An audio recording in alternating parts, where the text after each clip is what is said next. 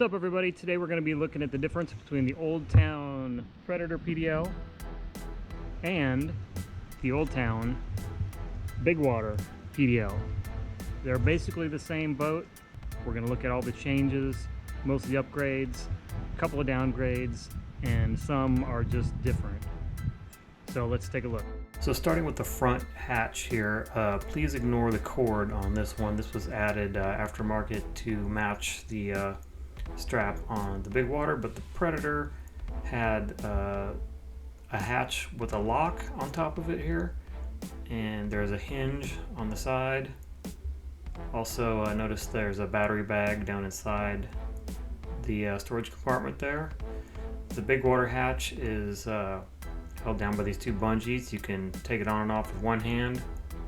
The hatch lid is held on by a single cord, and there's the same battery box. Really nice feature in both models.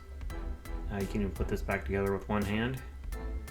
The mounting plates up front are blank, pretty much the same on either version. Those are added tracks, were added later. The gear track is also blank on the Predator. You can see you have to drill your own holes, add your own track.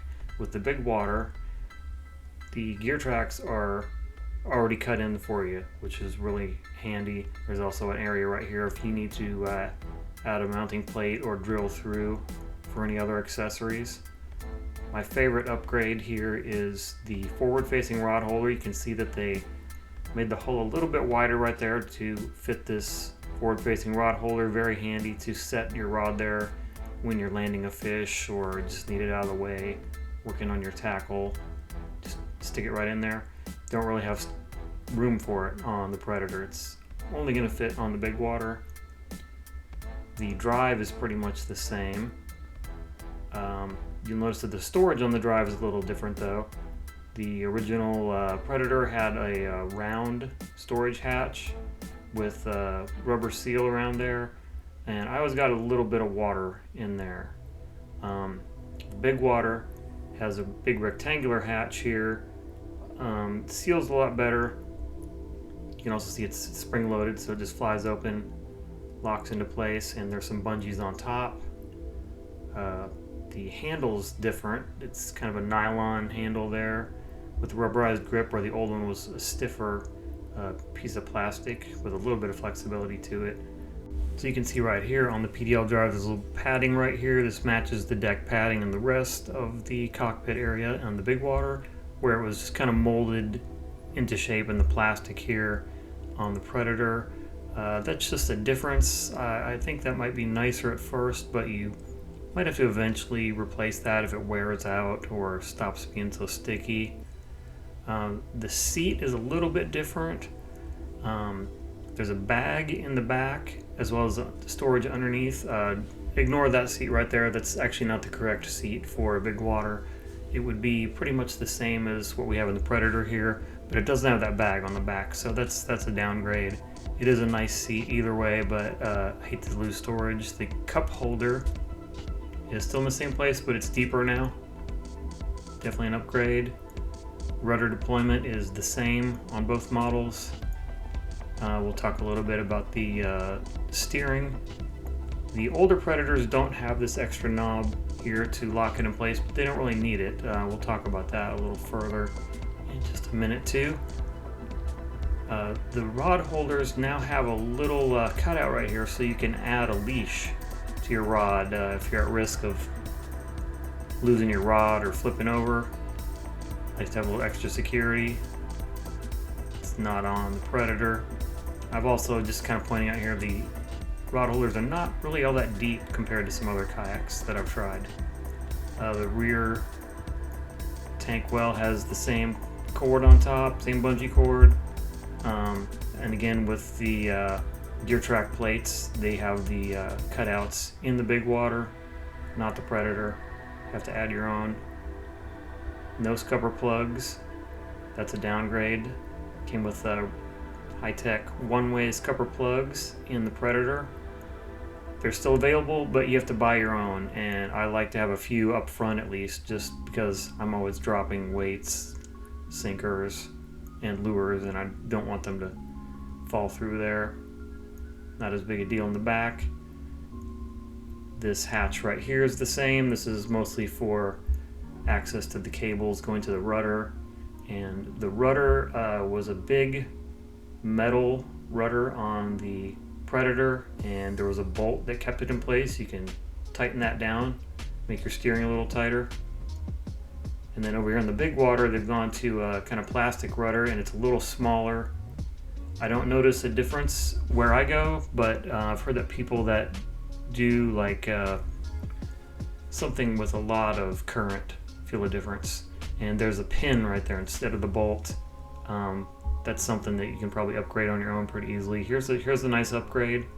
There's a mount for a power pole right there. You can bolt a power pole right on, and the pole goes through this hole right here. Shallow water anchor. There is an upgrade in the steering, however.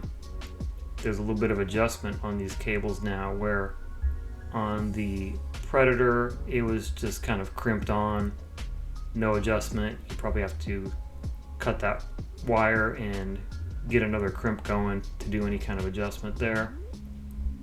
The straps for secondary, your gaff or power pole, stick anchor, it's pretty much the same.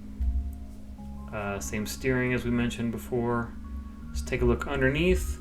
The Predator has a smaller but deeper area. So if you have a Garmin 4 or a Lowrance hook, something with a small transducer, it's going to fit right up in the hole real nicely in the Predator. So there's a much different configuration for the transducer area on the big water. You can see it's got this nice little mounting plate here. You probably need a custom piece of plastic to actually use that, but it's a nice option to have. This whole area is a lot longer, a lot flatter. It's made for these long, flat transducers.